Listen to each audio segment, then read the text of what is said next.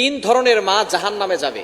সকল মাই কিন্তু সকলের কাছে দামি, কিন্তু এমন কিছু মা আছে যে সকল মায়েরা সন্তানদের মাঝে ঝগড়া ফাসাদ সৃষ্টি করে দেয় এবং তারা নিজের স্বার্থের জন্য এমন কিছু কাজ করে যেটা আল্লাহ পাক রব্বুল আলামিন পছন্দ করেন না, নবীজি সাল্লাল্লাহু আলাইহি সাল্লাম পছন্দ করেন না।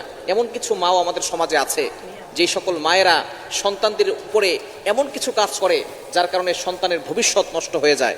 সুতরাং এ বিষয়ে আমাদেরকে অবশ্যই সতর্ক থাকতে হবে।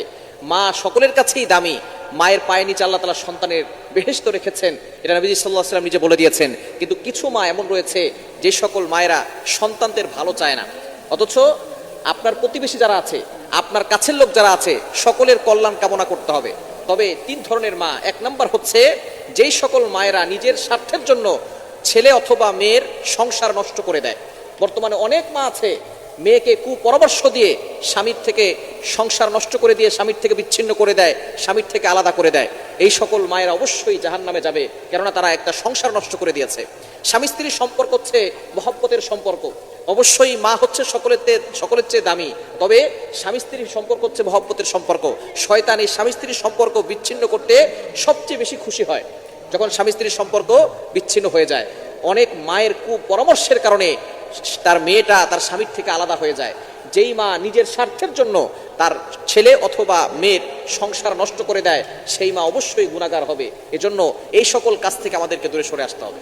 এবং দ্বিতীয় নাম্বার হচ্ছে যেই মা সন্তানদের ভিতরে ঝগড়া লাগিয়ে দেয়। বর্তমান সমাজে কিছু মা আছে তারা ভাইয়ের কথা বোনের কাছে বলে, বোনের কথা ভাইয়ের কাছে বলে, এরপরে ভাই বোনের ভিতরে তুমুল ঝগড়া লাগিয়ে দেয়। অথচ নবীজি সাল্লাল্লাহু আলাইহি ওয়াসাল্লাম জানিয়ে দিয়েছেন, সিলমান কতাক, তোমার সাথে সম্পর্ক ছিন্ন করেছে, সম্পর্ক জড়িয়ে দাও। কিন্তু কিছু মা এমন আছে যারা সন্তান, নিজের আপন সন্তানদের ভিতরে ঝগড়া লাগিয়ে দেয়। ভাইয়ের কথা বোনের কাছে বলে, নিজের সন্তানের কথা, নিজের ছেলের কথা তার মেয়ের কাছে বলে, মেয়ের কথা তার ছেলের কাছে বলে, যার কারণে ভাই বোন বছরের পর বছর চলে যায়, তারা কথা বলে না। এই দুইজনের ভিতরে ঝগড়া লাগিয়ে দিয়েছে মা। সুতরাং এই সকল মা যারা একজন আরেকজনের ভিতরে ঝগড়া লাগিয়ে দেয় এবং ভাই বোনের মতো যে মধুর সম্পর্কটা নষ্ট করে দেয়, সেই সকল মারা অবশ্যই গুনাহগার হবে। এই সকল মা থেকে আমাদেরকে সাবধান হতে হবে। ভাই বোনের ভিতরে ঝগড়া লাগলে মায়ের কাজ হচ্ছে সে মিলিয়ে দিবে, কিন্তু যেই সকল মায়েরা আরো ঝগড়া লাগিয়ে দেয়, ঝগড়া